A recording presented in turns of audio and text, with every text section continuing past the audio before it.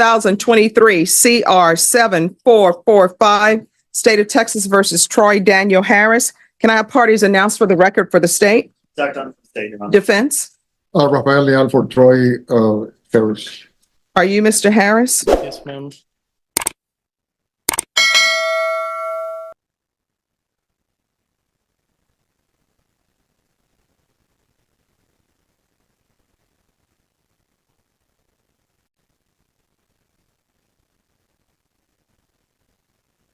All right. With regard to the discovery acknowledgement, there is more than this one page, correct? So just like that little notation at the kind of quarter way down, I showed counsel the index. I had staff with the DA's office run up to the 5th floor real quick. We were having some technical difficulties. So I showed counsel the index, less than one page. And so counsel reviewed it. And so that's why we both initialed that compliance. We had complied with the discovery. All right. Defense, have you received all the discovery that you reviewed with your client? Yes, Your Honor. Court will find that the state is in compliance with discovery. Mr. Harris, I'm showing you what's entitled application for deferred adjudication or community supervision. Did you review that with your attorney? Did you understand it? Yes, Your Honor. Did you sign it? Yes, Your Honor. All right. Next, I'm showing you what's entitled true bill of indictment. Did you review that with your attorney? Did you understand it? Yes, Your Honor. Counsel, do you waive the reading of the indictment? Yes, Your Honor. State, are you proceeding on the indictment as presented We are, Your Honor. on both counts? The 2 counts of the exposure.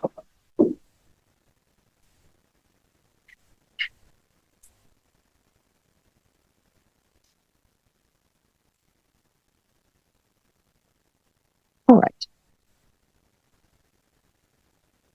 Showing you what's entitled court's admonishments and defendants waivers and affidavit of admonitions. Did you review that with your attorney? Did you understand it? Did you sign it in all the appropriate places? Yes, Your Honor. Did you understand in count 1 and count 2, you're charged with indecency with both of those are 3rd-degree felonies. Range of punishment is anywhere from 2 to 10 years in prison and up to a $10,000 fine. Did you understand? Yes, Your Honor. If you have a plea with the state, the court does not have to follow your plea.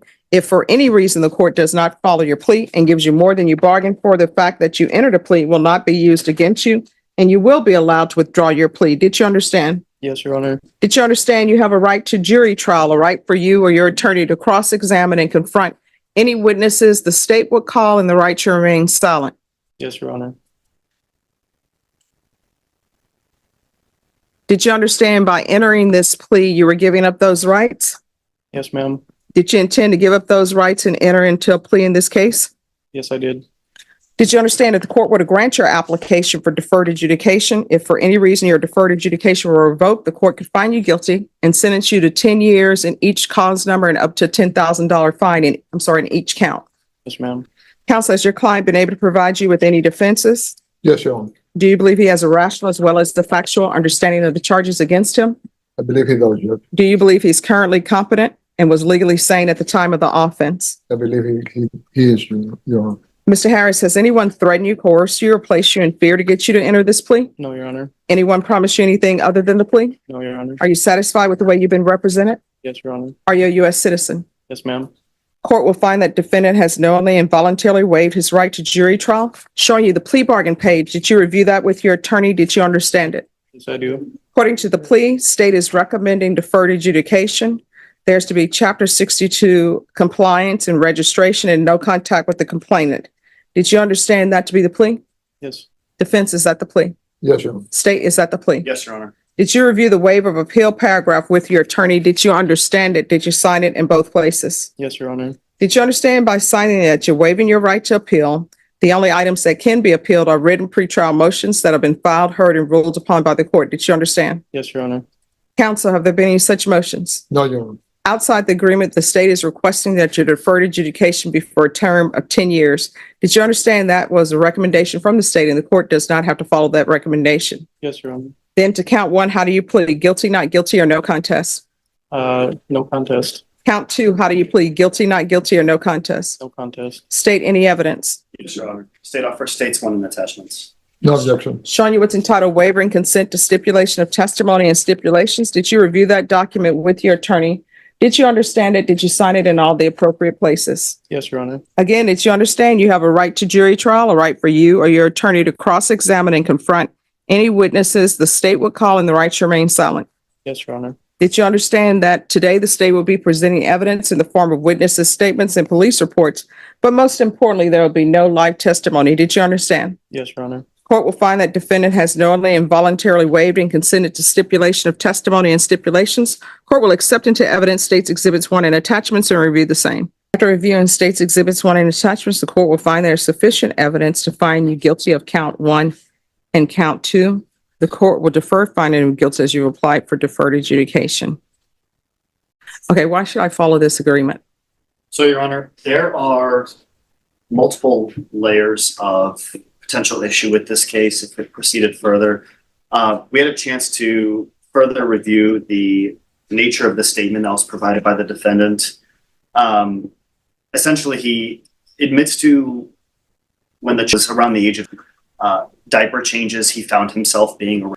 And so given both the age of the complainant time and with the memory and putting them on the stand, and also the nature of like the statements, right? So of course in the report it says, admits to all these things, but if you look deeper, and we've had that opportunity to do so, diaper changes, found himself. The state wants this individual to be a registered sex for the rest of their life, but given the complications, both with the age and with the nature of the conduct that happened, we believed in conversation with counsel that this was the most appropriate offer we can make. All right, and have you all had discussions with the complainant's family? We have. Okay. All right. And we, in communication with the victim's family, I think we tried to present, again, just an open account of, again, kind of the layers that we saw had this case proceeded further. So again, with lifetime secondary registration that would follow this individual around, we believe that was incredibly important and pertinent to, again, both the issues that were presented and the defense's kind of discussions with us in clarity.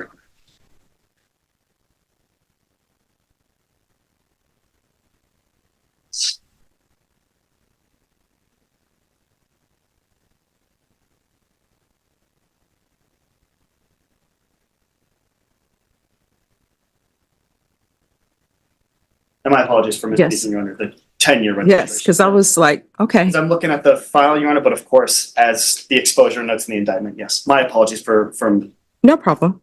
misspeaking that. All right, I understand the complications with the case. Count 1 and count 2 are to run concurrently. I'm legally obligated to do that. It's going to be 10 years deferred adjudication.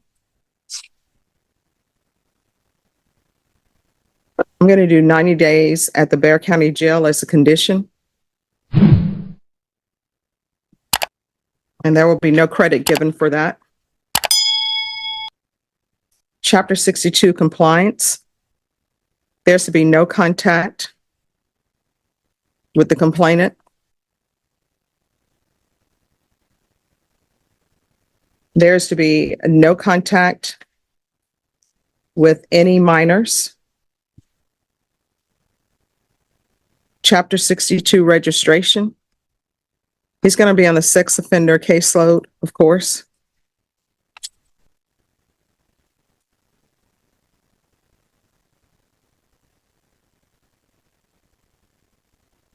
Regular reporting in person.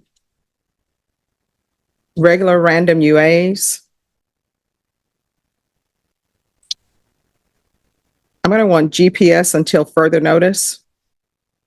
Judge, if I may, he's a resident of Washington State. And Because Washington State is probably not going to accept him back. I'll request a transfer to Washington State, but they're probably not going to accept him back.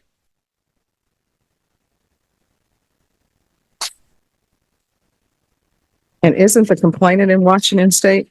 No, Your Honor. Okay. And what county is that?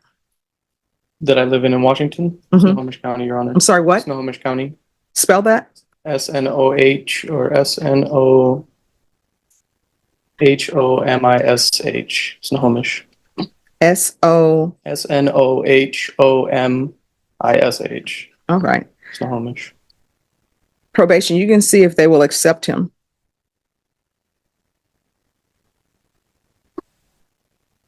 But he needs to be on GPS, and if Washington State is not going to put him on GPS, then I'm not going to allow transfer to Washington State. Probation, is there anything else? Judge, is there any time limitation on the GPS? No. And let me just tell you why there's not a time limit on GPS, because there are so many women out here in this universe who will see that he's a registered sex or may not even investigate that he's a registered. And then the next thing you know what I'm going to get back? Somebody's allowing him to babysit a chain talk. I don't even know if if this probation will help you, Mr. Harris. I mean, it's great that you confessed and turned yourself in, but this is the type of case where you can't be around shit, right? Can't change their clothes. There was a case I read once where somebody told everybody, this is a person who cannot even go to the store and look at baby clothes, can't change clothes, do not let them change their diapers, do not let them around it whatsoever. And you know what ended up happening? Some mother allows him, get married with him, and parole was coming to the house, and parole said, you cannot let him be around this, not let him change diapers, cannot do any of that. Guess what ends up happening? They allowed it. And guess what ends up happening?